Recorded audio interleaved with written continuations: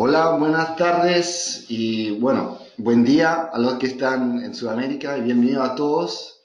Y bueno, bienvenidos al primer webinar de Green Assets, el primer evento regional en Sudamérica de O&M y Asset Management. Y el webinar se va a enfocar en el mercado de O&M en Sudamérica, es decir, operando en circunstancias únicas. Y ante todo, gracias a nuestros participantes, gracias a nuestra moderadora, Teresa Santonedo, de Dirección Técnica de Hereda, por estar aquí moderando este seminario web hoy. Y gracias a nuestros ponentes, Jorge Cernadas, Country General Manager de Enel Uruguay, Juan Victoriano Márquez de Prado, gerente de ONEM en Acción Energía, y Patricio Nefa, director técnico de operaciones Genea. Bueno, antes que empezamos este seminario web, quería simplemente decir unas palabras sobre el evento Green Assets, porque quizás muchos de ustedes todavía no tienen bien claro de qué se trata el evento, porque es la primera vez que Green Power Global está dando este evento. Lo estamos lanzando este año en Punta del Este, el 4 y 5 de diciembre en Uruguay. Y muchos de ustedes quizás pero conocen bien a Green Power Global porque llevamos 8 años trabajando en la región, en Latinoamérica, y presentando congresos sobre energía renovable en países como Argentina, México, Chile, Perú, Colombia, y todos han sido enfocados en el desarrollo de la industria de energía renovable, y los más grandes han atraído hasta 2.000 personas. Y nosotros estamos muy agradecidos a todos los que han participado para estos congresos y estamos muy felices de poder apoyar a la industria en su desarrollo. Pero ¿qué ha pasado? Después de 8 años de eventos enfocados en desarrollo, ahora está el momento de tener un evento que esté enfocado en la operación y mantenimiento y en el asset management. Es decir, tenemos ahora más de 20.000 megavatios en operación en Sudamérica. ¿Y qué va a hacer Green Assets? Green Assets va a crear un foro, una plataforma para juntar a esta comunidad para que se hable de los desafíos y de mejores prácticas en O&M y en Asset Management. Entonces, bueno, otra vez, muchas gracias a nuestros participantes, muchas gracias a los que están ahí hoy escuchando y bueno, ya está. Teresa, te dejo la palabra a ti. Sí, buenos días a todos. Como ya ha indicado Greg, soy Teresa Santonado y trabajo en Hereda, soy la directora técnica de Hereda. Hereda es una empresa independiente de consultoría e ingeniería en renovables, creada en 2004 y bueno, tenemos experiencia tanto en España, donde tenemos la oficina, como en Europa Occidental y del Este, Latam y África. Pues nos ha parecido muy buena idea poder participar a este webinar porque creemos que efectivamente es un tema muy importante la gestión de los activos y la gestión y la operación y el mantenimiento de los activos, tanto eólicos como fotovoltaicos, en estos nuevos mercados. Para eso vamos a intentar tener la visión de los 3 participantes, de los 3 ponentes en el evento, que son en orden alfabético Jorge Cernadas, de Enel Uruguay. Jorge tiene más de 23 años de experiencia en el sector de las energías y los últimos 8 enfocados especialmente en renovables, habiendo trabajado tanto en consultoras como DNV-GL y utilities como Gas Natural Fenosa y Enel. Desde enero de este año es Country General Manager de Enel y en los 4 años anteriores fue Business Development Manager de Enel Green Power. Enel tiene 40 gigavatios totales en operación en casi 1.300 plantas en más de 30 países. 8 de ellos son de eólicos, 3,5 son de solar, luego hay 27,5 de hidráulicos y uno de y tiene otros 3 gigavatios en construcción. Seguramente Jorge nos va a aportar, junto con los otros, un punto de vista muy importante sobre esos temas. Juan Victoriano Márquez del Prado Tiene más de 18 años de experiencia en renovables, con experiencias en CENER, en el Centro Nacional de Energías Renovables, tecnólogos como Nordex y Acciona Wind Power y promotoras como Acciona. Desde 2014 es director de operación y mantenimiento de Acciona Sudamérica. Y bueno, los datos de Acciona Sudamérica sobre los que pues, se basa la experiencia, la aportación que veremos hoy, son de 45 megavatios eólicos en operación, 196 megavatios solares en operación y un total de 370 megavatios en construcción entre eólica y solar. Por último, en orden alfabético está Patricia Nefa, director de operación y director técnico de Geneia, que después de su experiencia en el sector automotive, desde 2013 trabaja en renovables en Geneia, antes como project leader y a partir de 2016 como director de operaciones, encargándose tanto de la parte térmicas y de las renovables. Hasta ahora Geneia se ha centrado principalmente en eólica. Me parece, a ver si no, que me corrija Patricia, que tienen 102 megavatios eólicos en operación y 825 en construcción. Entonces, bueno, también con sus trayectorias pueden darnos un enfoque bastante interesante sobre lo que es la visión de la operación y el mantenimiento en Argentina. Bueno, Geneia es uno de los actores más importantes de Argentina al haber entrado en el sector eólico desde los albores con la planta de Rawson y desarrollando más proyectos con equipos casi exclusivamente in-house. Si queréis, para no robaros más tiempo, vamos empezando ya con lo que es lo que pediría a cada uno, es que nos dé una fotografía del mercado tanto de eólica como de fotovoltaica en cada país. Si os parece bien, vamos empezando por Uruguay con Jorge Cernadas, luego pasamos a Chile y finalmente a Argentina. La palabra, Jorge. Muchas gracias, Teresa. Muchas gracias también, Greg, por la invitación al evento y felicitaciones a Green Assets por la iniciativa. Evidentemente, primero que nada, también buenos días a todos los asistentes. Puedo ver una amplia participación en la lista que nos aparece aquí de varios países de Sudamérica, lo cual es muy interesante.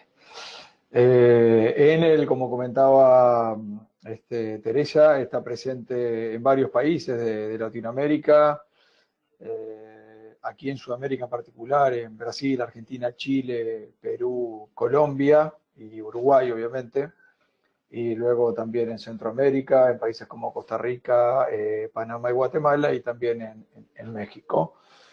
Continuando en América, también estamos presentes con una presencia muy importante en Estados Unidos y recientemente en el mercado de Canadá.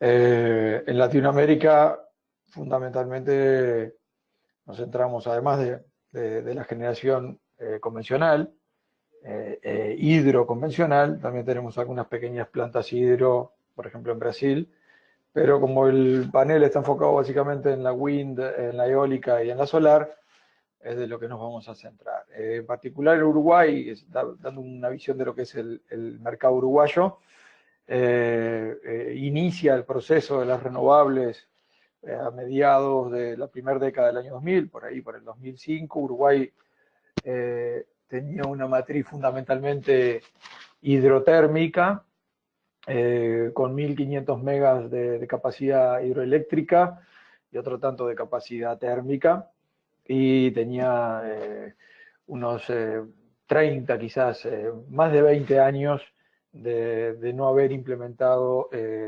mejoras en su parque de generación, ya sea en ampliación o diversificación. Es por tanto que buscando un poco también empujado por algunas crisis que hubo en los años 2000 y empujado un poco por el hecho de buscar la independencia energética y el uso de fuentes más, digamos, amigables con el medio ambiente y también demostrado posteriormente más económicas, es que lanza un proceso, yo digo, sin comparación en cualquier otra cosa que se hubiese hecho en el país, con un apoyo de todos los partidos políticos, y se lanza un plan estratégico de renovables que básicamente marcaba un camino con varios hitos a cumplir, enfocado en lo que era básicamente la biomasa, la generación eólica y la generación fotovoltaica. Ese proceso llevó a varias licitaciones públicas, donde se presentaron ponentes de varios países, entre ellos obviamente en el Green Power, y podríamos decir que finalizó con un éxito bastante importante.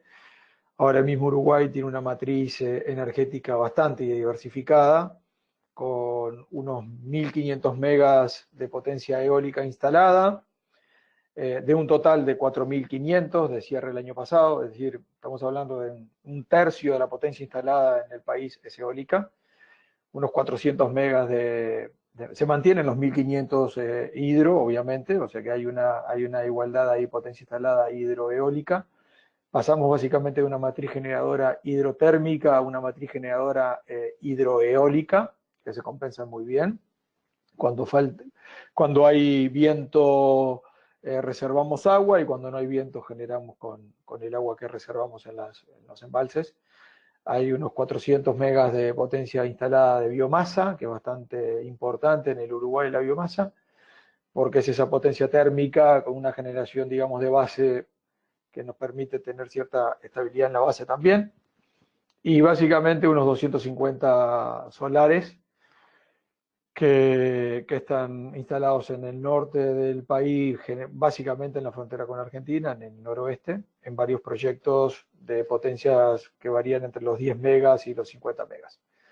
El año pasado Uruguay, un poco teniendo en cuenta esta matriz, generó la generación eléctrica del 2017, tuvo un 98% de participación de energías limpias o renovables y solo un 2% de generación térmica con combustibles fósiles. Un poco este es el resumen, y ya luego hablaremos de otros temas que Teresa nos irá poniendo sobre la mesa.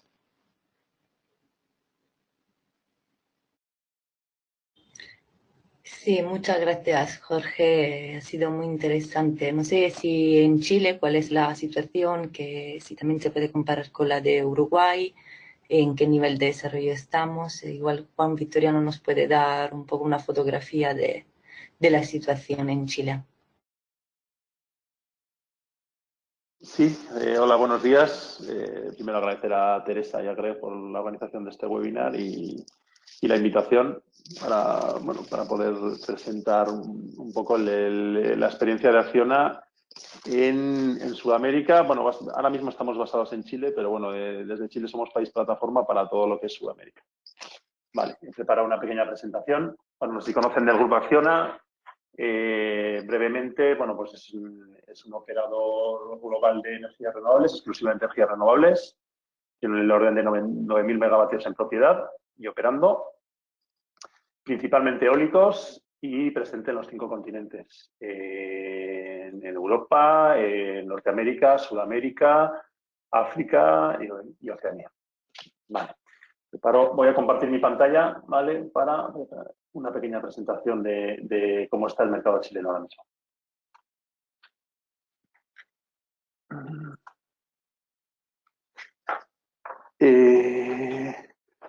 Vale, la situación del mercado chileno ahora mismo con respecto a energía eólica y fotovoltaica. Bueno, primero, la situación del mercado, cómo estamos en Chile respecto al resto de las tecnologías, ¿no?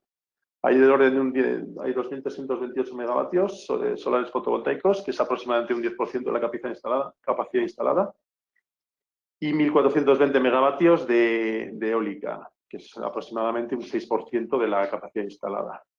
Tiene un componente muy fuerte térmico, ¿vale? Y también hidráulico. A principios de los 2000 ha ido creciendo mucho el parque térmico, principalmente debido a las sequías, que hizo que descendiera la generación hidráulica. Vale. Esta es una foto de cómo fue la generación ayer mismo, que publica el Coordinador Eléctrico Nacional chileno. Y entonces se puede observar, básicamente hay una alta generación térmica, seguido de la hidráulica. Este está siendo un año seco, O sea, esto depende mucho de los años. El año pasado, por ejemplo, la generación hidráulica fue bastante mayor que la que está siendo este año, porque ahí, bueno, está siendo un año seco. Luego tenemos una importante generación solar. Un tema que puede tener Chile, yo creo que comparado con igual Brasil, Argentina o Uruguay, es que tiene una alta penetración solar. De hecho, tiene mayor porcentaje solar fotovoltaico que eólico. Y es principalmente al excelente recurso solar que hay en la zona norte, en el desierto de Atacama, ya que el desarrollo de la eólica, como explicaré un poco más, está yendo un poquito más lento, constante, pero un poquito más lento que la solar. Vale, entonces, pues diariamente, en horario evidentemente solar, que es cuando genera, pues se produce un aporte importante de solar fotovoltaica. Vale. Y luego está la eólica, que bueno, depende un poco de los días, tiene más o menos presencia. Vale. Con respecto a solar fotovoltaica, un poco la experiencia que tenemos aquí en Acciona, ¿vale? Bueno, esta es la situación del mercado sobre todo de megavatios instalados. Esta gráfica presenta el crecimiento anual, que ha sido un crecimiento espectacular. Desde el 2013, que no había absolutamente nada, ha ido creciendo el orden de 200, 400 y el año pasado casi también megavatios instalados en un año y puestos en operación. Se espera una bajada importante, por motivos que explicaré ahora, en los próximos años. Hubo un boom, podemos considerar, sobre todo con las subastas del 2015 y 2017, pero esto ya se ha frenado debido a unos problemas que explicaré ahora a continuación. Vale. La presencia de fabricantes de suministradores, bueno, desde el punto de vista de paneles solares, hay mucho fabricante chino, J Solar, Jinli, Areon, por poner un ejemplo, ¿vale? Que yo creo que también ha coincidido con la bajada del precio de los paneles y ha hecho que la solar fotovoltaica pues, sea bastante competitiva. Sí que hay cierta presencia de un par de fabricantes de Estados Unidos, First Solar, con sus módulos de lámina delgada, que tiene un parque aquí en operación, y SunPower también, que bueno, no sabría decir si es de Estados Unidos, francesa, bueno, ha habido movimientos en su accionariado. Sí que First Solar y SunPower, la estrategia que han tomado es actuar de promotores. Ellos directamente son propietarios de las plantas donde han instalado sus paneles. Tema de inversores, también, bueno, mucha presencia de ABB, también de GTAM y, bueno, hay algunos otros fabricantes. Sí. Desafíos que tiene la fotovoltaica, algunas cosas coinciden con la eólica, pero principalmente la fotovoltaica. El mayor problema que tiene principalmente es de las restricciones de red. Debido a cómo es geográficamente Chile, ¿no? Un país muy angosto y muy largo, que hace que el sistema sea muy radial. Entonces, ¿qué ocurre? Esta es una pequeña foto de lo que es el norte chico, la parte que llaman acá de Chile, que es más o menos el principio del desierto de Atacama. Vemos una muy fuerte presencia de plantas solares, en la que todas inyectan a una misma red de 220 kilovoltios. Esta red va de norte a sur. Y debido un poco a la bajada de los consumos mineros en general el consumo, los flujos de potencia van de norte a sur. Entonces lo que está ocurriendo es que si en horario solar, esta línea no tiene capacidad para evacuar todo lo que generan las plantas. Uno de los desafíos ahora mismo que ya se está poniendo en marcha es una línea 500, esta que ponerse en paralela en color azul, ¿vale? De alguna manera para no hacer tan radial el sistema y, por así decirlo, provocar otro camino que ayude a evacuar la energía hacia el centro de Chile, hacia Santiago.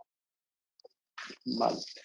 Otro problema así que podemos considerar local que hemos encontrado en Chile es el tema de la suciedad por paneles. Las pérdidas de generación por la suciedad en los paneles, que es bastante mayor de lo que nos hemos encontrado en otros países. Principalmente porque, claro, las zonas de muy buen recurso solar, pues coincide que en la zona que está en el desierto son desérticas, llueve muy poco, entonces el polvo se va acumulando y eso va generando una pérdida en la generación. Hay un gran desafío aquí, es tener un sistema de limpieza de paneles que sea económico, porque también el agua es cara, son plantas ya muy grandes, estamos hablando del Romero, solar, por ejemplo, son 196 megavatios, 770.000 paneles. Entonces, instalaciones de Europa que pueden ser, por ejemplo, más pequeñas, que puedes ir a métodos más manuales, aquí no sirve por el tamaño de la planta y por la velocidad de ensuciamiento. Y otro tema ya más local también de Chile que puede ser es que de las solares que suele coincidir con zonas mineras. Entonces, la competencia de salarios es alta.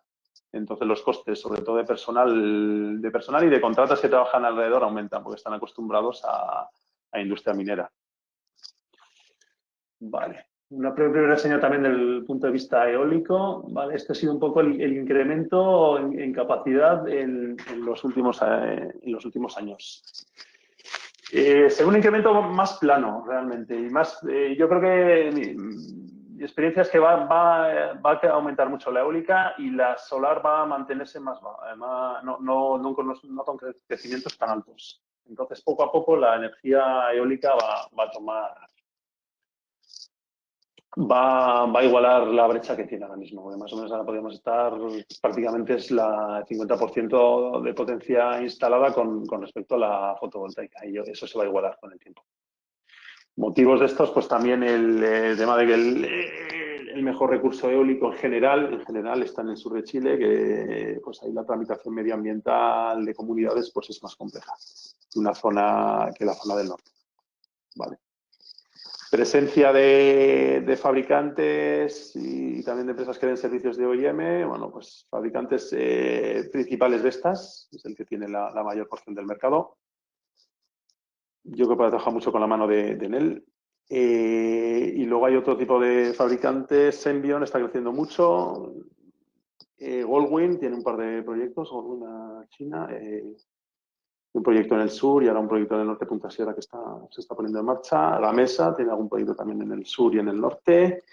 Nordes Acciona Wind Power fueron de los primeros. Uno, el Parque Canela, que fue uno de los, Canela 2, que fue uno de los primeros en Chile. Y luego, pues de la mano de Acciona está creciendo también en presencia. Y un par de parques de Siemens. Respecto a los servicios de operación y mantenimiento, en general,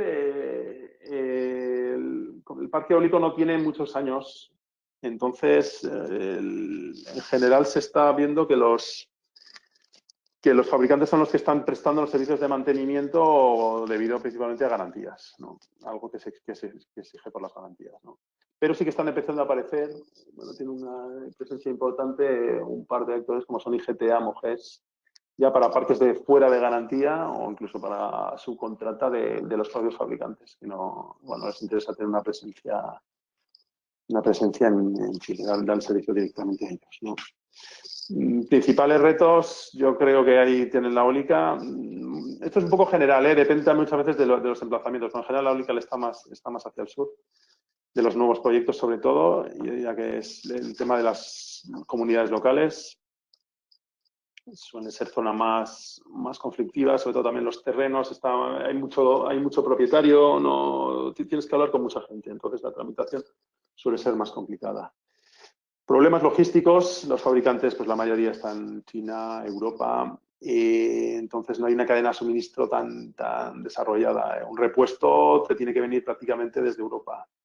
Tienes que tener una buena logística para no tener una máquina parada. Afortunadamente, el tema de aduanas no es complicado Chile, no es complejo. Pero sí que es cierto que te obliga a tener un stock de repuestos mayor porque la distancia se nota. Y ahora un tema que se está viendo es ya con el incremento de la capacidad instalada de eólica, pues diversos servicios como por ejemplo pueden ser grúas, también el suministro de repuestos, que ya sobre todo que ya existían, pero que empiezan a ser también más competitivos comparado con otros países. Bueno, esta es un poco mi presentación a grandes rasgos del mercado chileno. Muchas gracias, Juan Victoriano. La verdad es que nos has dado una imagen muy completa de todas las fases y todos los problemas que nos estamos encontrando en el sector. Yo no sé si Patricio puede complementar un poco sobre todo dando una fotografía de lo que es el sector en Argentina, digamos, dónde estamos ahora mismo y luego vamos a intentar ver las comparativas también con Jorge sobre la situación en Uruguay de aspectos que ya has mencionado en tu presentación. La palabra a Patricia. Muchas gracias.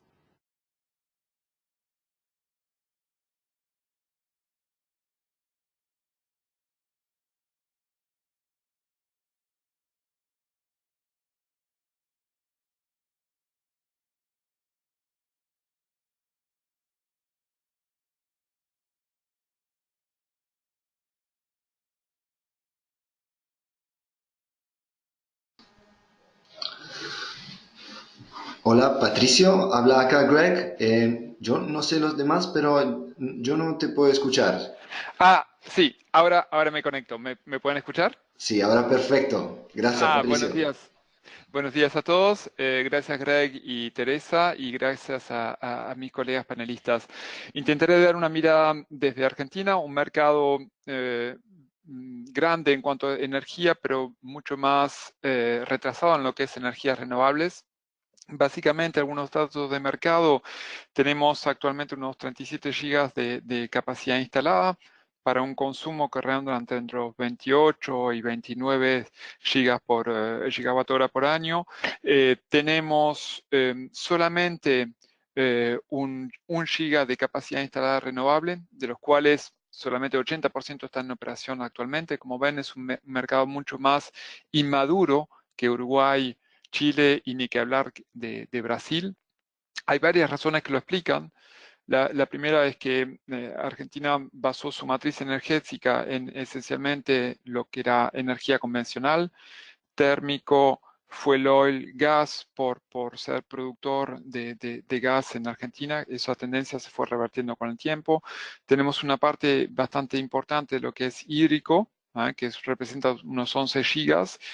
Tenemos la particularidad de tener casi 2 gigas de energía nuclear, que son 3 plantas actualmente en funcionamiento, y una muy pequeña parte, como les decía, de renovable.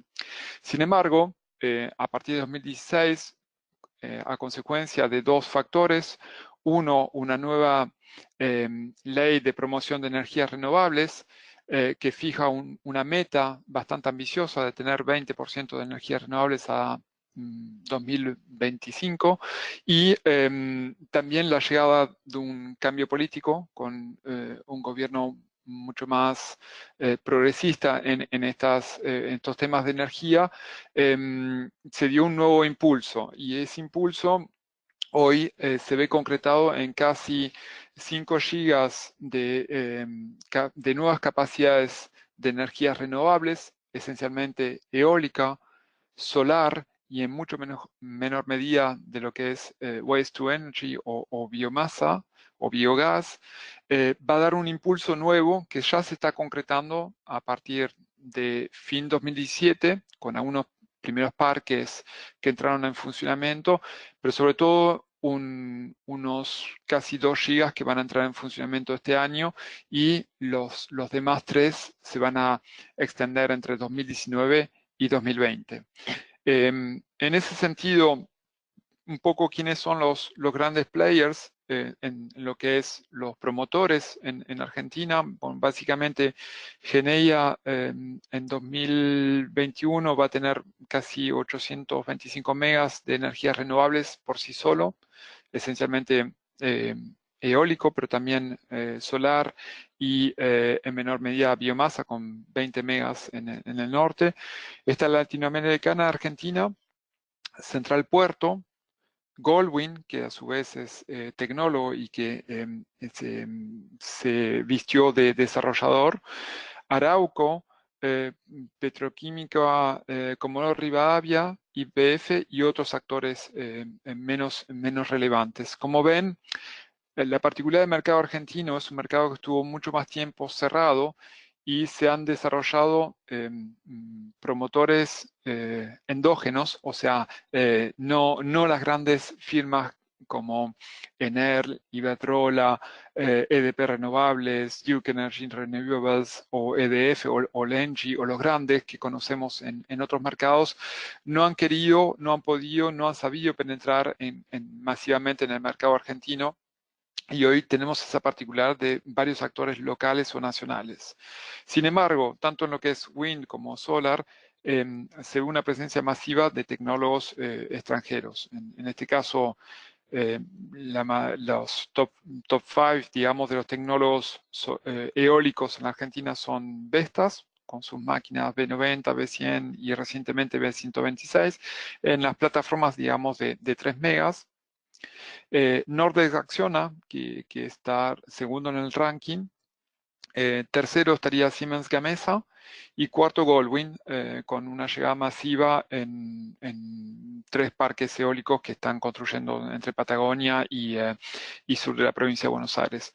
En lo que es solar, acá tenemos una presencia un poco distinta a lo que contaba Juan Victoriano, con presencia masiva de Jinko Solar y de Canadian Solar, para lo que es fabricante de paneles y promotores. O sea, tienen esas dos figuras. En lo que es trackers es más bien Array y Convert. Y en lo que son inversores es Power Electronics y más bien ABB, que tienen el dominio del mercado. Particularidades del sector energético renovable argentino, es una geografía muy particular donde tenemos todo lo que es eólico concentrado en el sur de la provincia de Buenos Aires, muy poco en la provincia de La Rioja, un poco en la provincia de Córdoba y masivamente en todo lo que es la Patagonia Argentina, con factor de capacidad arriba del 52%, clase de viento 2/1, más cuando vamos al sur, más intensos son los vientos y son de categoría 1. Una región de Cuyo, que es la que bordea todo lo que es los Andes, con una presencia masiva de solar y muy poco o escasa de eólico, y una repartición de biomasa en las provincias más bien productoras agropecuarias, como son Santa Fe, Buenos Aires, Córdoba y en menor medida la provincia de Tucumán en el noroeste argentino, donde se produce bagazo y vinaza a partir de la transformación de la caña de azúcar. Entonces, eso es un poco el paisaje. Al ser un mercado mucho más nuevo, hay solamente 1 giga de capacidad operativa, es cierto que la parte OEM está mucho más inmadura comparado con otros mercados. Entonces, ¿eso qué significa? Que muchos de los contratos, lo vamos a ver después con Teresa en las otras particularidades, está mucho más incipiente. Pero eso les diría un poco las claves generales. Los principales frenos o barreras para las energías renovables en Argentina fue básicamente el acceso a capital, creo que es una de las primeras causas. Hay muchísimas trabas aduaneras, creo que entre Brasil y Argentina siempre estamos viendo quién es el primero, y no solo en lo que es fútbol, sino en lo que es barreras de entrada al mercado. Todo lo que es garantías soberanas o del Banco Mundial para dar soporte a lo que es energías renovables. Y después, en menor medida, falta de players locales, tanto en lo que es contratistas de ejecución de obras como empresas consultoras o todas las empresas que soportan la construcción de la energía renovable.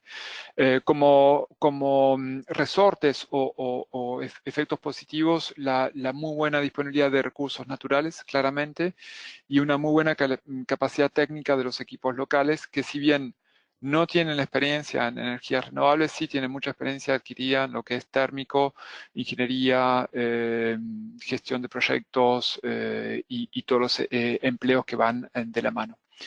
Si quieres, Teresa, voy a detenerme aquí y cederte la palabra. Vale, sí, te lo agradezco. Una pregunta que me surgía también a raíz de lo que mencionaba antes Juan Victoriano en Chile, ¿no? Sobre la dificultad, digamos, la dificultad relativas a la red de transmisión. No sé si en Argentina también, sobre todo en la parte del sur, es cierto que todavía la mayoría de los parques están en construcción, entonces igual no se puede ver tanto, pero si crees que podría darse una limitación de la energía que se pueda entregar a la red por razones de distribución, o si por el contrario crees que sí se están haciendo ya los esfuerzos necesarios para garantizar la solidez de esta red. Y luego, otra pregunta, tanto para ti como para Jorge, es sobre otro punto que ha mencionado Juan Vitoriano en su presentación, que es cómo está afectando el coste del personal en el norte de Chile para la operación y el mantenimiento de fotovoltaica, que no sé si se podría dar también en el sur de Argentina, siendo una zona, digamos, de matriz petrolera, y si se puede dar incluso en Uruguay. Os dejo la palabra a Patricio y a Jorge para comparar visiones. Perdonad. Jorge, ¿quieres arrancar? Bueno, ok, perfecto.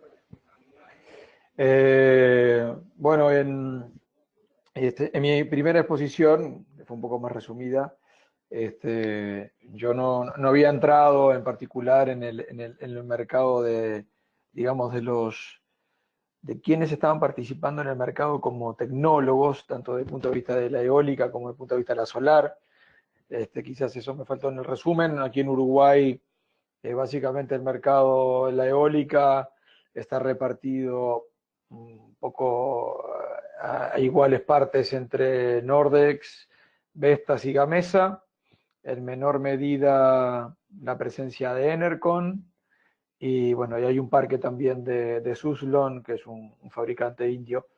Y a nivel solar, como la potencia instalada, si bien es menor, tenemos unos 250 megas, hay fabricantes chinos, bueno, está BYD con algún parque, Chin, Trina, etcétera, en menor medida, pero muy centrados en el norte, en el noroeste del país, como comentaba, y quizás en ese sentido, nosotros no, yo no, por lo menos en las reuniones que tenemos de la Asociación de Renovables y demás, no percibimos esa problemática que tienen en el norte de Chile de competencia por la mano de obra en esa zona del país.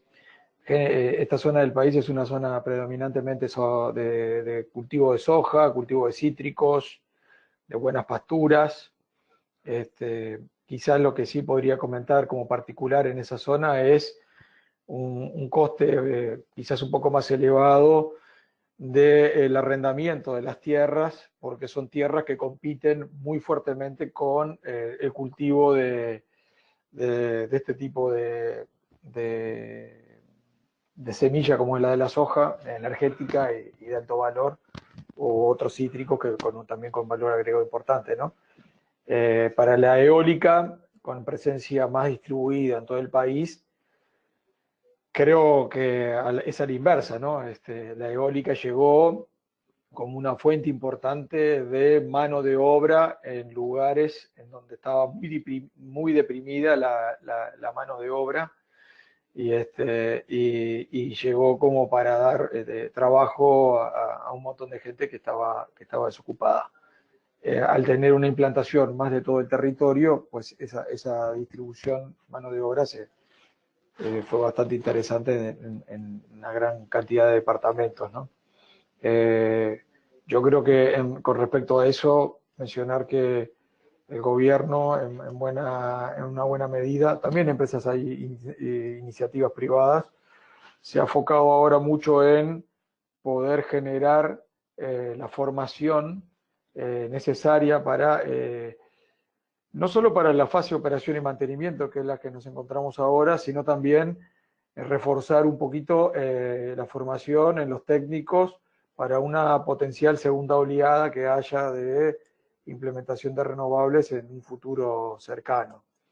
En ese sentido, a partir de una iniciativa lanzada por el gobierno, se está implementando un centro de formación de operación y mantenimiento de energías renovables en el centro del país, en Durazno, que además va a ser un centro de formación de operación y mantenimiento para técnicos a nivel regional, es decir, podrán participar del mismo estudiantes o interesados de la región. Estamos pensando tanto de Argentina como del sur de Brasil,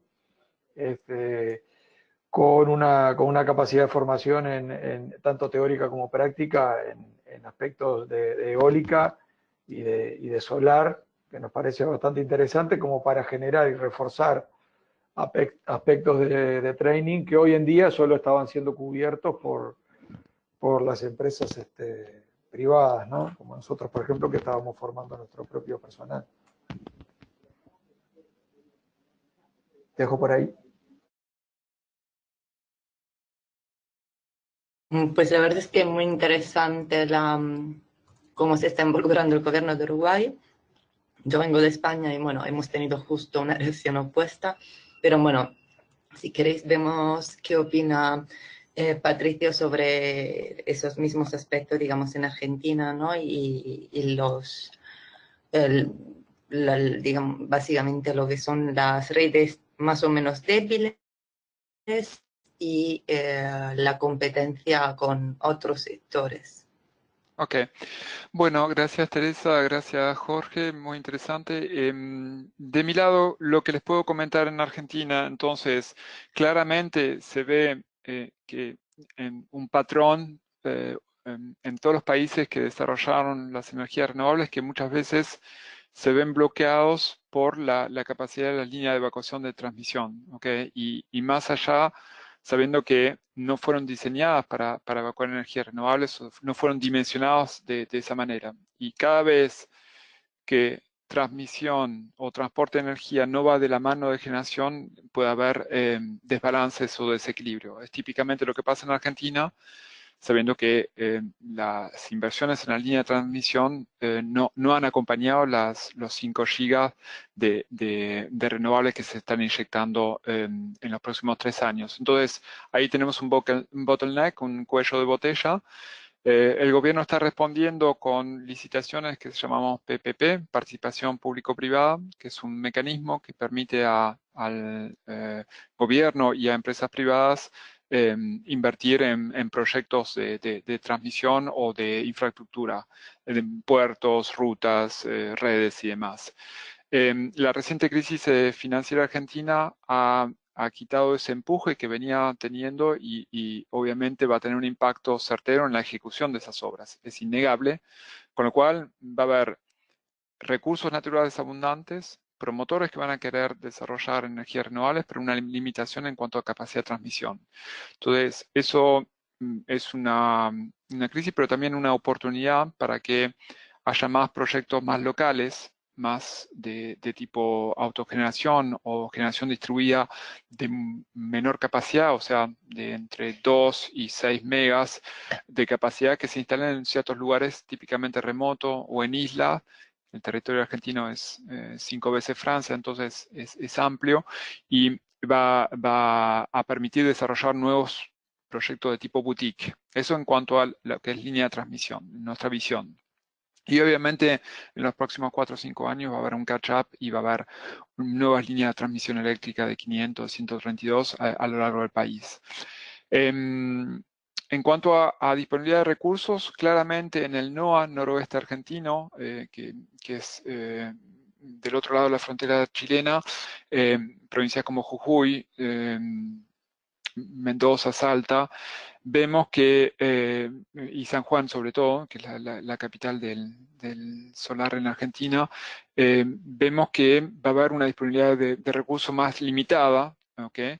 Pero sin embargo vemos una cierta dualidad, o sea, vemos que hay muy buenos centros universitarios, San Juan tiene unas mejores facultades de energía eléctrica en el país, y hay disponibilidad de mano de obra, pero que no conoce todavía las particularidades de diseño, construcción y montaje de parques solares y de la mano de inversores, de la mano de consultores, de la mano de ciertos promotores se están poniendo al día sobre esas tecnologías.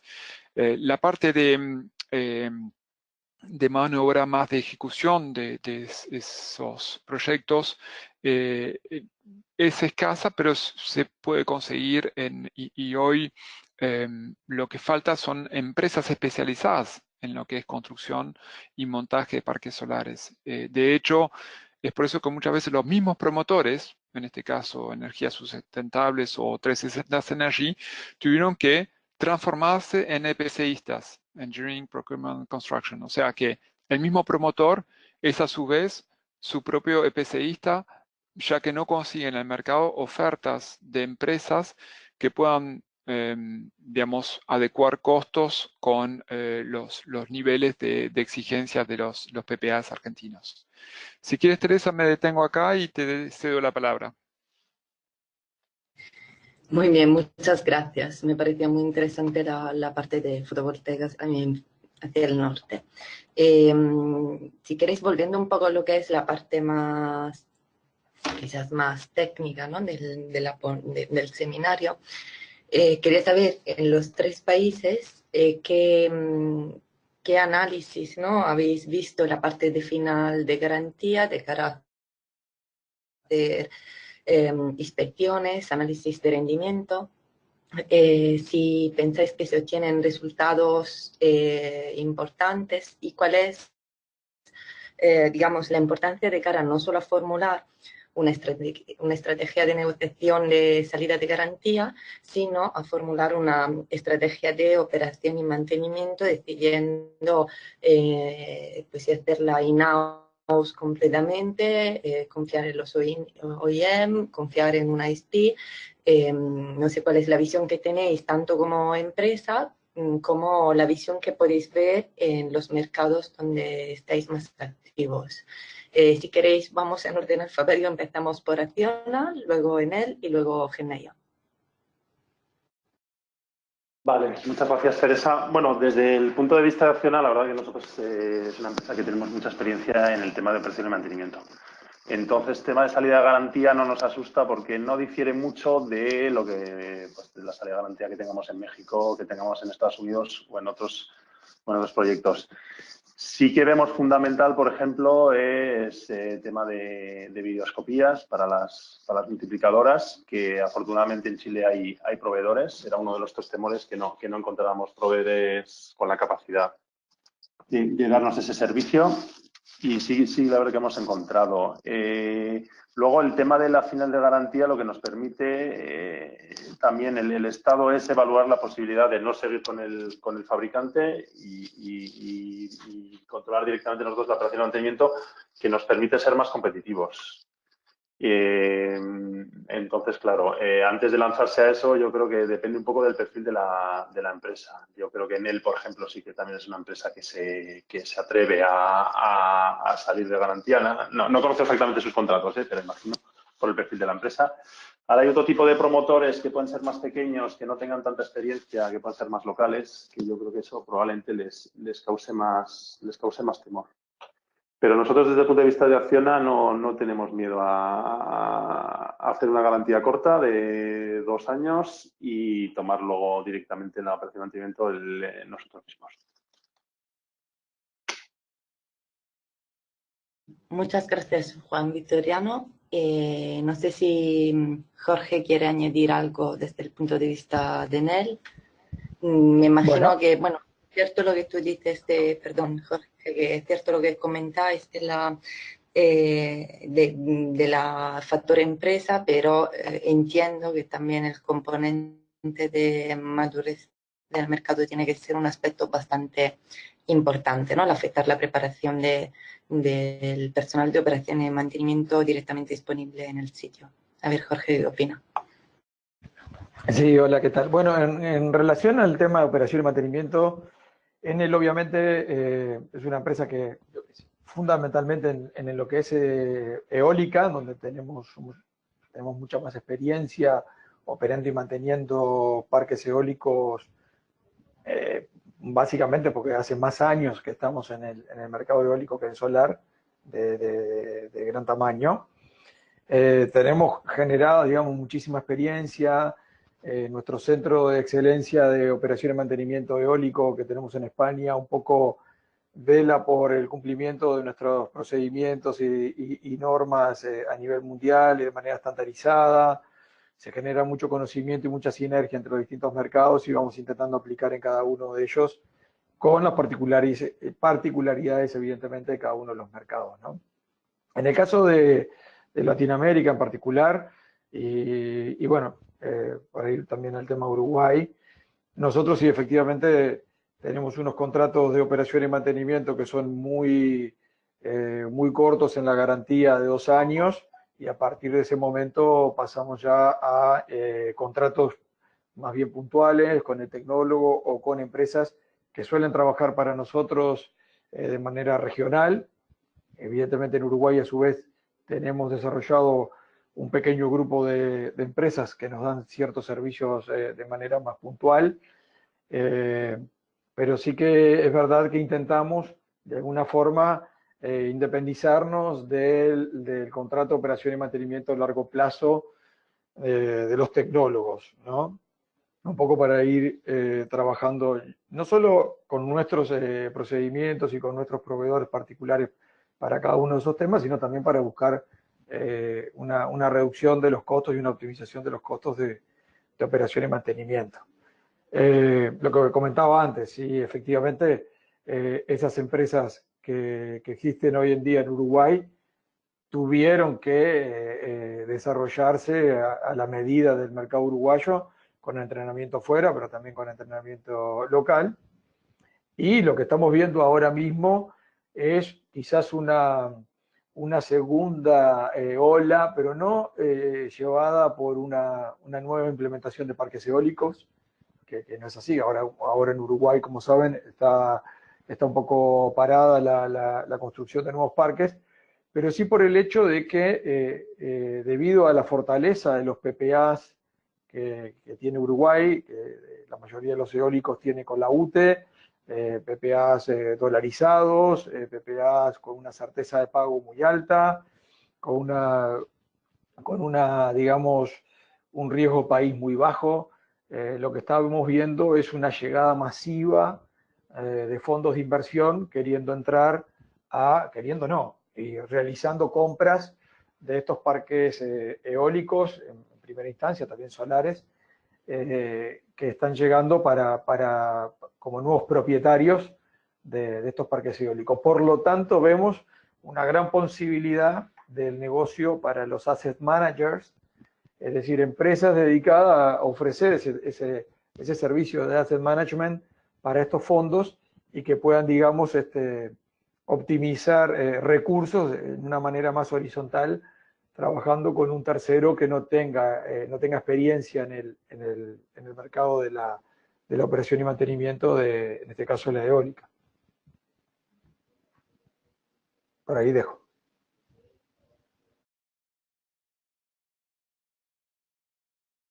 Y Patricio, la visión en Argentina sobre esto, sobre la parte de inspección de final de garantía y luego la posibilidad de negociar contratos que no sean completamente confiados, digamos, al fabricante. ¿Tú qué opinión tienes? Bueno, gracias, Teresa. De nuestro lado, como les comentaba al comienzo, la Argentina es un mercado mucho más verde, literalmente, en lo que es energías renovables, y entonces hay 2 fenómenos. Obviamente, diseñar estrategias de OIM alternativa implican varias cosas. La primera es adecuar riesgo versus costos, ¿ok? ¿Cuál es el riesgo de salir del tecnólogo o del OIM y lanzarse a una aventura de ya sea algo propio, algo con un ISP, Independent Service Provider, o algo mixto? Después una cuestión de escala, y eso es bastante importante, que con un parque de 20 megas o 50 megas y demás, es muy difícil que uno pueda competir con la oferta del tecnólogo, ya que estaría insumiendo mucha inversión de capacitación, desarrollo, escalas y demás, contra la posibilidad de ofrecerse un servicio ya en mano con una garantía de disponibilidad por energía o por tiempo. Y en tercer lugar, hay una cuestión de si uno tiene la opción o no. ¿Por qué menciono esto? Porque muchos de los proyectos de renovar van a estar ya sea por una modalidad de corporate finance o de project finance, donde en realidad el proyecto ya no es de ustedes, es del banco. Y el banco va a dictar las condiciones para asegurar una minimización de esos riesgos. Y entonces muchas veces lo que estamos viendo en Renovar 1, 1.5 y 2, que son los esquemas de licitación de energía renovable en Argentina, es que los bancos van a obligar a que más del 70% de la duración de los PPA, que realmente entre 10, 15 o 20 años, estén cubiertos con un contrato de garantía asegurado por el tecnólogo. Entonces, deja poco margen de acción.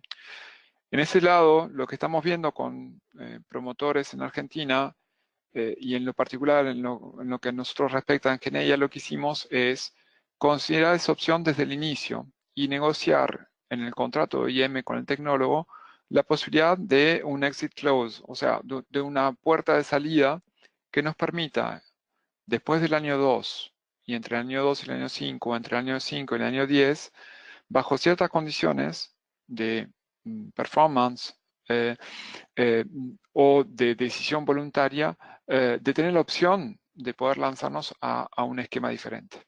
Entonces, entendemos que lo que hay que decir es preparar desde el diseño contractual las posibilidades de que uno pueda optar por un esquema diferente. Te cedo la palabra, Teresa.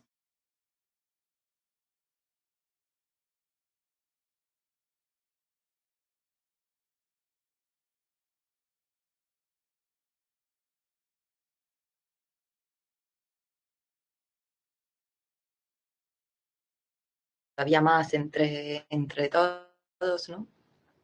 Es relacionada a las diferencias que se pueden tener por lo que decías, ¿no? Más que un análisis sería una reflexión sobre lo que las diferencias que comentaba Patricio con lo que comentaban Jorge y Juan Victoriano, ¿no? O sea, las diferencias que se puedan detectar en las estrategias de operación y mantenimiento, tanto en eólica como en fotovoltaica, quizás en eólica aún más, en cada país según lo que es no solo el tamaño de la planta, que efectivamente es importante porque lleva cierta inmovilización de capital, sino también el tamaño y el tipo de la propiedad y la madurez del sector mismo, ¿no? No sé si queréis añadir algo o si seguimos adelante. Yo en particular quería comentar algo que quizás me dejé en el tintero en relación a esto, y es muchas veces lo que nosotros nos encontramos en los contratos, y efectivamente era como decía Patricio Nefa, que aquí también pasó en Uruguay, que muchos bancos para el Project Finance pedían sí o sí contratos de operación y mantenimiento a largo plazo. De otra manera, dado que los players que participaron en la licitación de Uruguay no eran grandes players, era muy difícil controlar ese riesgo, ¿no? Y era la única forma que tenían para hacerlo. Caso que no ocurrió con Enel, que fue, digamos, el único gran player que participó en el mercado uruguayo. Pero hay un tema también que tenemos nosotros en nuestra estrategia de operación y mantenimiento, que difiere un poco de la estrategia de operación y mantenimiento del tecnólogo, en donde el tecnólogo lo que busca es la maximización de la disponibilidad de máquina, que es lo que un poco se acuerda en los contratos, con disponibilidades de máquinas del entorno del 95, 96, 97% anual. En lo que busca es la maximización de la disponibilidad energética del parque, ¿no? Es decir, claramente, y para hacer un ejemplo muy claro para que todos entiendan, a mí lo que me interesa es que la máquina esté disponible en el momento en donde tengo el mayor recurso en el parque. No me interesa que la máquina esté disponible cuando no hay viento, para ser más concreto en la definición. Entonces, muchas veces esa disponibilidad de máquina no casa con la disponibilidad energética que yo busco, y ahí es un poco el choque que podemos llegar a tener con los contratos de OIM con los tecnólogos, ¿verdad? Sí, hola, yo coincido un poco también con Jorge, que efectivamente muchas veces los intereses del tecnólogo no son los mismos que el del promotor, ¿no? Y sí que es cierto que muchas veces lo que se ve es que el proveedor no te da un buen servicio de mantenimiento, porque tiene una mentalidad más a vender máquinas que a mantenerlas, ¿no? Entonces, sí que muchas veces el mantenerte con el tecnólogo no significa que vayas a tener mejor servicio. No tengo yo tan claro que estés minimizando los riesgos. Sí que igual desde el punto de vista financiero, pero de funcionamiento del día a día de la máquina, yo no tengo tan claro que ir con el tecnólogo tengas un mejor performance de la planta. Gracias.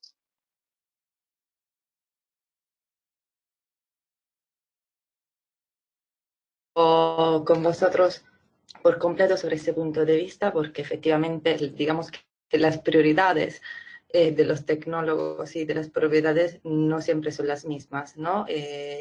Unos quieren maximizar la disponibilidad y otros quieren maximizar la producción.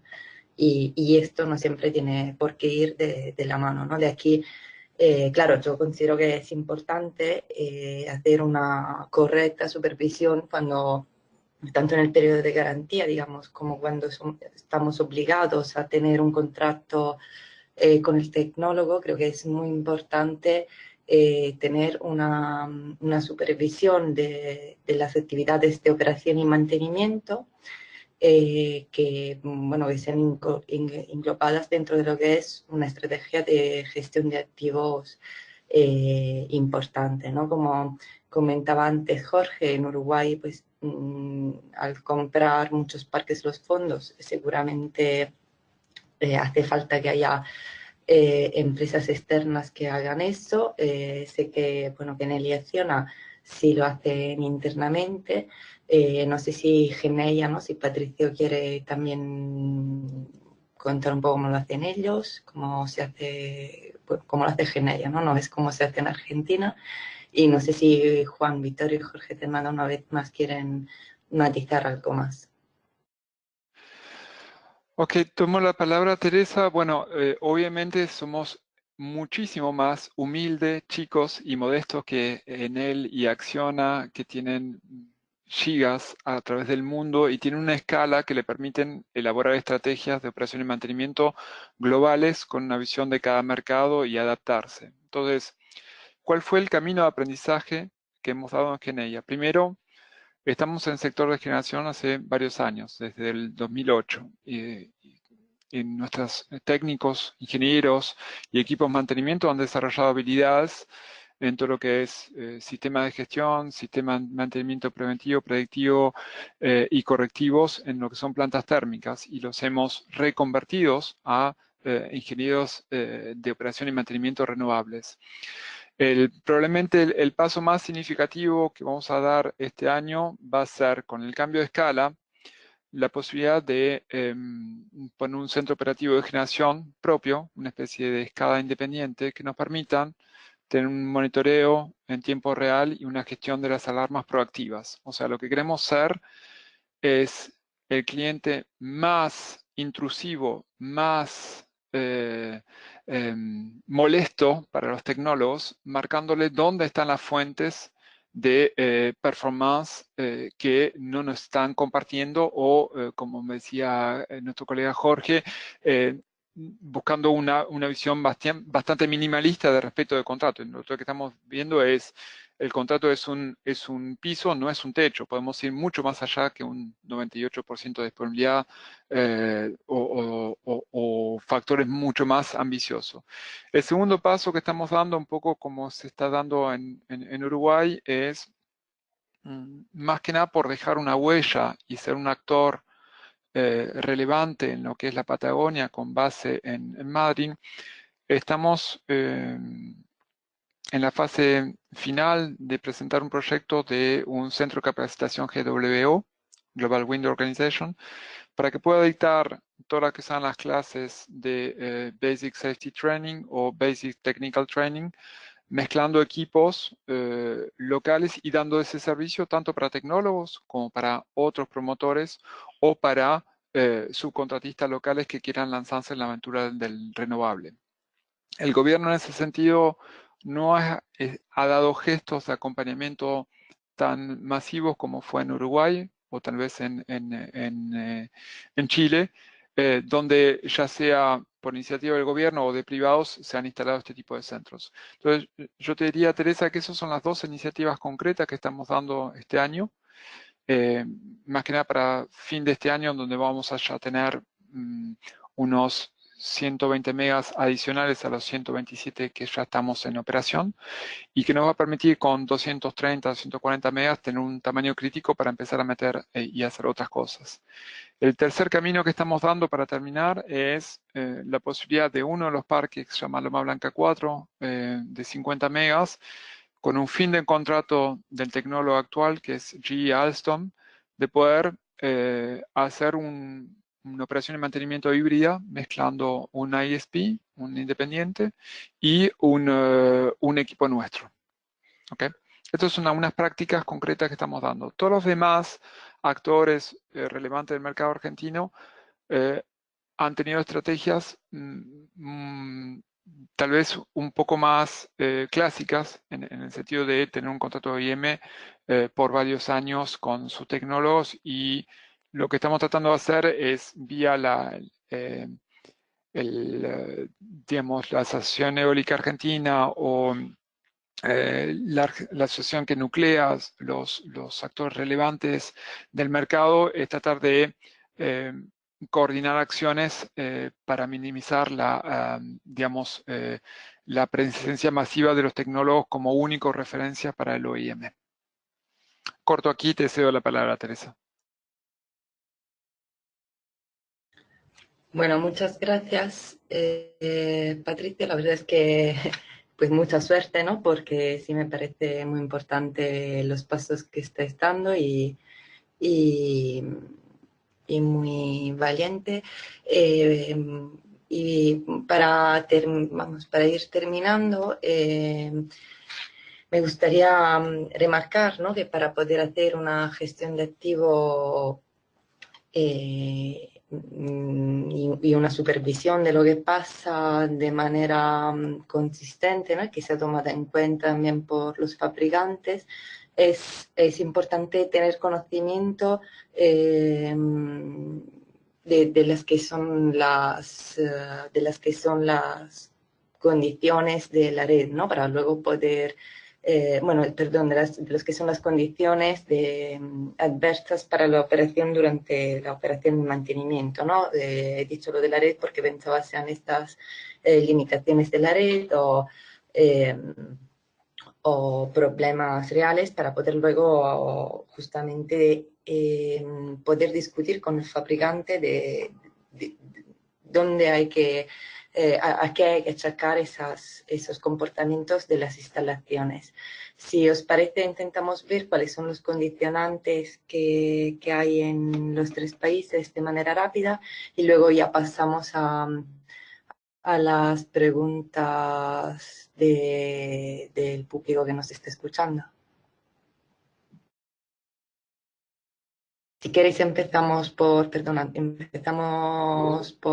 Juan Victoriano de Acciona y luego Jorge, luego Patricio.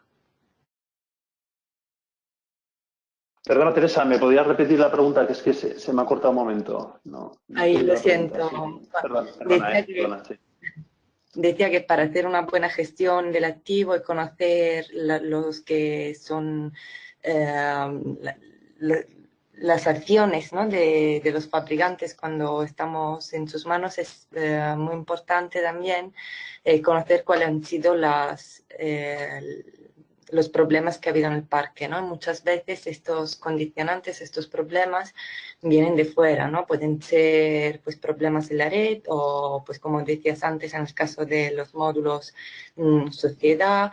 Entonces no sé si os ocurre un poco un resumen de los que son los principales problemas, ¿no? Las principales circunstancias características que hay en la operación de las plantas en Sudamérica y las mejores prácticas para ir en contra de estas condiciones adversas. Estaba pensando, por ejemplo, al código de red, ¿no? Restricciones del código de red o problemas ya más causas externas que afectan la operación, como rayos o el polvo que comentabas antes para la fotovoltaica, etcétera.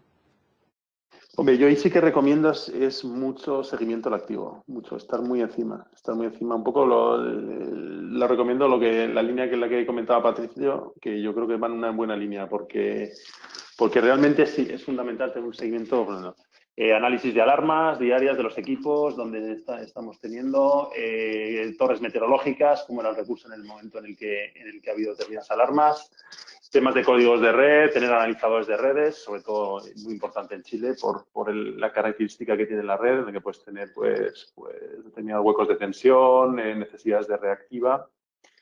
Y entonces, sí, yo creo que sí. Luego, el tema de la sociedad de los paneles, saber cuándo, que no es fácil, pero saber cuánto estoy perdiendo, porque hay un componente económico. Claro, igual me cuesta más lavar los paneles de lo que voy a ganar, en generación, ¿no? Entonces, un seguimiento y una capacidad de análisis muy importante, porque yo creo que es fundamental. Con eso se consigue aumentar el performance de la planta mucho. Sí. Te cedo la palabra. Muchas gracias, Juan Victoriano. Jorge, ¿algo que añadir sobre la experiencia que tenéis en Sí, Enel bueno, al respecto? bueno, sí, en Uruguay, y separando un poco la O de la M en este comentario, en lo que refiere a la operación en sí, evidentemente estamos muy, digamos, enmarcados dentro de lo que es el convenio de uso de conexión a la red de transmisión aquí en Uruguay. Entonces tenemos que estar, el parque está conectado a la red de la UTE, el parque está controlado desde el Despacho Nacional Central de Cargas de Uruguay, y es un poco el que nos exige, digamos, reactiva a la hora de tener control de tensión, o el que nos, digamos, inyecta los curtailment necesarios, básicamente por temas de aspectos de demanda, más que de red. Aquí hay una particularidad en Uruguay, que es que al tener mucha eólica en el sistema, y si no existe capacidad, digamos, si no existe capacidad de almacenamiento de los embalses porque están llenos, por ejemplo, el año pasado sucedió bastante, te aplican ciertos curtailments, y entonces hay unas rampas de bajada y de subida de potencia que hay que estar que tenerlas muy controladas, con una implementación muy buena en el escala de esos controles para optimizar al máximo la generación, ¿no? En lo que tiene que ver con la parte del mantenimiento, enfocado básicamente en la parte de eólico, en la experiencia que tenemos en Uruguay, quizás el punto más complejo es el relacionado con el impacto de rayos en las palas. El impacto de rayos en las palas es algo que el tema es, digamos, la mayor casuística que estamos viendo en Uruguay, no solo de Enel, sino de todos los parques. En lo que refiere a Enel, la presencia de rayos es, digamos, uno de los puntos más importantes en todo lo que son la implantación de eólica de Enel a nivel mundial. Se está dando aquí en Uruguay. Entonces estamos incluso generando conocimiento aquí en Uruguay de cómo tratar, de cómo prevenir, de cómo trabajarlo. Sobre todo por sistemas de alerta temprana que nos permitan, como punto principal y primero, asegurar valga la redundancia, la seguridad de nuestros trabajadores que están en el parque en todo momento, ¿no? Para evitar accidentes y demás por tormentas. Yo creo que un poco por ahí, luego hay temas muy puntuales, de vibraciones, de utilización de drones, de utilización de cámaras con telescopía y demás, que también hemos implementado en Uruguay, pero yo creo que eso sería lo principal a comentar, así como fundamental en los aspectos de operación y mantenimiento. Muchas gracias, Juan Victoriano y Jorge. No sé si Patricio quiere añadir algo, si no pasamos ya a las preguntas del público. No tengo mayores complementos. Creo que mis colegas han hablado con bastante claridad de los diferentes temas. Yo simplemente diría que no hemos tenido o no tenemos en este momento tanto impacto de la parte de rayos. Hay una cuestión más bien meteorológica y geográfica que hace que el Uruguay sí es un problema mayor, para nosotros no lo es. Tal vez hemos tenido en los últimos tiempos bastantes fallas de componentes mayores, como son cajas reductoras y demás, pero lo asocio a más bien partidas de producción de tecnólogos que, o sea, más teniendo serial defect que a cuestiones puras de fallas de OEM y demás. Después,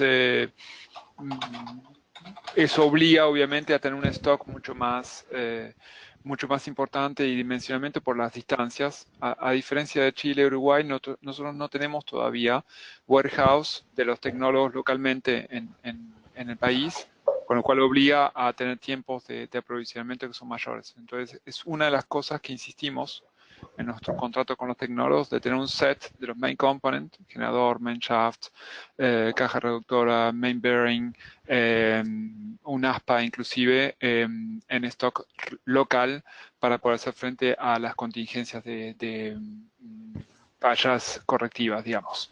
Te cedo la palabra, Teresa, si quieres.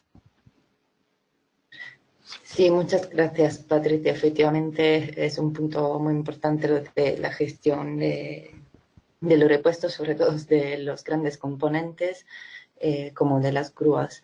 No sé si Greg tiene preguntas del público, le entendía que sí, para que os las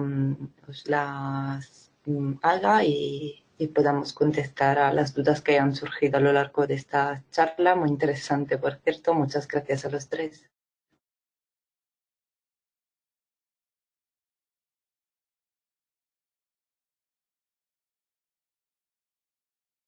Greg, ¿tú tienes preguntas? No, me parece todo perfecto y bueno, agradezco a todos, a los tres ponentes por participar y a ti por moderar esta conversación tan informativa que, no, de verdad ha estado muy bueno.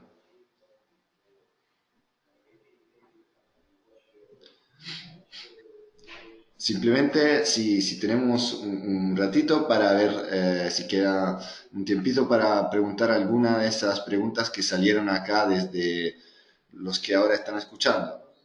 ¿Qué te parece, Teresa? Por mi parte no hay problema. No sé, Patricio, Juan Victoriano y Jorge, ¿cómo van de tiempo? Yo voy bien de tiempo, me quedaré un rato más, sí. Yo lamentablemente los tengo que abandonar, pero espero con mucha ansiedad que Jorge no sea anfitrión de lujo en Uruguay en diciembre y confirmo, ¿no?, que estaremos presentes para ese evento que va a ser para nosotros importante en lo que es networking y de compartir experiencias. Pues por aquí los esperaremos en Punta del Este, claro que sí. Yo lo creo. Gracias, Patricio. Hasta luego, me desconecto. Un abrazo. Hasta luego.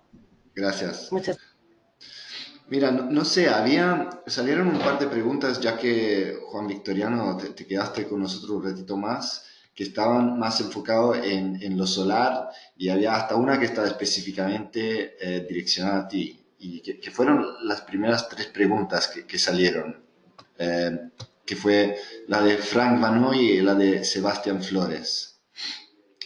¿Tú las puedes ver ahí, Juan, o te las dirigimos yo y Teresa? Dirígemelas, no la veo. Veo una de un tal Lax, si había una traducción en inglés, pero no veo. No, perfecto. Bueno, la de Frank era ¿cuál o cuáles han sido los factores más preocupantes en la operación solar intrahoraria en Chile y cómo ven la ONM de parques solares con inversores string o centrales? No sé si esto es algo... Sí. El tema de string versus estructura fija, bueno, es un tema más económico. Ganas más generación en strings, pero depende mucho también del emplazamiento, del coste que tenga el terreno y de lo que tenga. Muchas veces depende de la velocidad en la que quieras tener la planta. Porque si la quieres ampliar necesitas un plazo más largo, con mayores propietarios y también muchas veces depende del terreno. El string te exige un terreno muy plano que no siempre lo tienes, ¿no? Entonces depende mucho del emplazamiento y del tema económico. Sí, muchas veces no te merece la pena ir a string sino a estructura fija. Ok, perfecto. Y luego había otra pregunta sobre problemas de red, es decir, el problema de transmisión del norte de Chile que se está resolviendo con Polpaico Cardones. ¿Ocurre también en el sur? Es decir, ejemplos Puerto Montt y Chiloé. No va a ser tan grave, no va a ser tan grave. Sí que se está esperando ahora que está aumentando el parque eólico. Lo que pasa es que ahí va a coincidir más principalmente con la generación hidráulica. Así como en el norte conviven eólica y principalmente solar en la misma hora, en el tema del sur va a ser más una convivencia entre eólica e hídrica. Entonces, el hídrica también depende de la época del año. No siempre coincide la generación hidrológica con la eólica. No va a ser tan preocupante como el análisis que tenemos como ha sido en el norte. Y aparte, yo creo que sí que el coordinador eléctrico nacional de Chile sí que está tomando parte y ya tiene unos proyectos de transmisión avanzados. Desgraciadamente, pues lo que comentaba un poco Patricio también, a veces la generación va más rápido que la transmisión. Y yo creo que en este caso sí que ya vista la experiencia del norte, está avanzando la transmisión por el sur, entonces yo no espero tantos problemas como hemos tenido en el norte. Os cedo la palabra.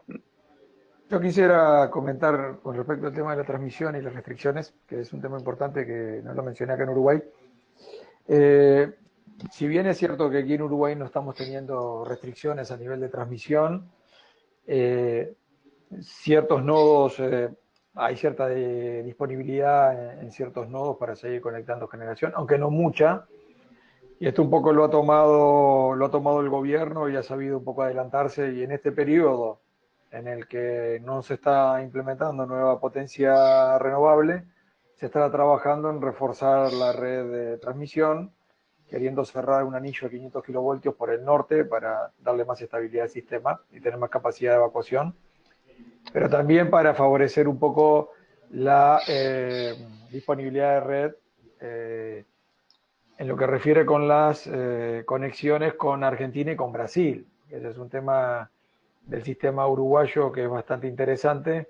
Es un sistema que está muy fuertemente interconectado con Argentina y con Brasil.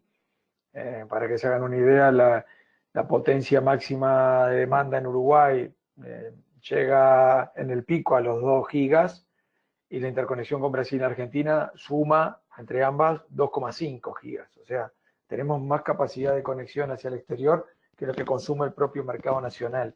Entonces es muy importante también tener muy aceitado ese tema desde un punto de vista técnico para que siempre que exista la posibilidad, desde un punto de vista económico con Argentina y Brasil, o también regulatorio, poder evacuar toda la energía que sea necesaria, para lo cual también es necesario dentro del país tener reforzada la línea de transmisión correspondientes.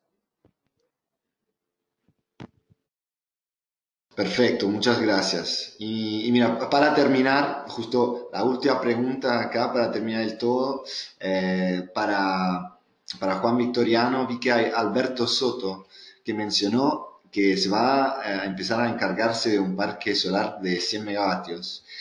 Y pregunta según tu opinión, cuáles son las principales averías que pueden llegar a existir en un parque solar.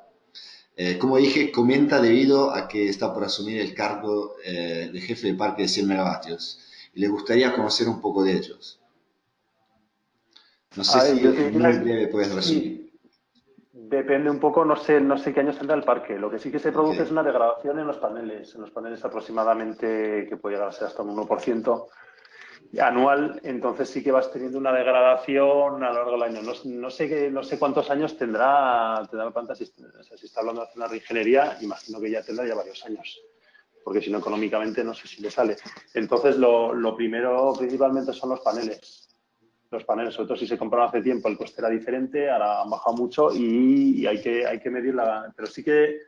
Acaba de decir Alberto que se acaba de construir el parque y es por strings. Cambiar los strings, ¿quiere? No, dice que el parque se acaba de construir y que fue hecho por strings y que es de Jinko. Vale, o sea, la fotovoltaica no da tantos problemas, o sea, tiene menos problemas que la eólica, en el sentido de que en la eólica tienes unos torques muy grandes, máquinas a 100 metros de altura, 120, con unos torques importantes, unas cargas importantes, elementos muchos mecánicos. La fotovoltaica tiene mucha menos mecánica. Los seguidores de string son métodos sistema mecánico en general sencillo, que no tiene mucha complejidad. Otro tema es que igual tengas un componente local de viento que te pueda hacer que el string sufra bastante, porque tengas rachas de viento muy fuertes. Entonces igual tengas que reforzarlo. Pero no son unos sistemas mecánicos muy complejos. Reforzarlo no es complicado. No es complicado. Perfecto, perfecto. Ok, ok. Bueno, pienso que desafortunadamente tenemos que terminar acá el seminario, ya que yo por empezar le había pedido justo una horita a nuestros ponentes y ya se han quedado una hora y media, entonces miren, le agradezco mucho que se hayan quedado con nosotros y con los que están conectados y pido disculpas a las que no podamos contestar a todas las preguntas. Pero le digo, si es posible que atiendan, que atienden el evento en Punta del Este de Green Assets, que ahí vamos a tener todo el tiempo para responder a todas las preguntas. Y también me olvidé mencionar en principio que deberíamos haber tenido también con nosotros a Luis Beckman de Rio Energy, representando un poco a Brasil. Desafortunadamente tuvo un problema esta mañana, de hecho en uno de sus parques estuvo que ir a resolverlo, entonces no pudo estar, pero él también va a estar en el evento en diciembre, representando a Brasil, con otros desarrolladores del país, como a Cubico Investments y a Brookfield Renewable Energy, que también van a estar ahí con nosotros. Y bueno, entonces nada más, simplemente gracias por estar con nosotros y bueno, no veo la hora de verlos a todos en Punta del Este para el evento. Gracias. Muchas gracias a todos y que tengan buenas tardes. Muchas gracias y nos vemos en Bueno. Punta del Este. Muchas gracias, Rubén. Chao. Perfecto, perfecto. Muchas gracias. Muchas gracias. Un saludo. Dale. Ok, bueno, gracias a todos y bueno, gracias por el seminario, espero que les haya gustado todo y bueno, ahí terminamos. Un saludo. Chao, chao.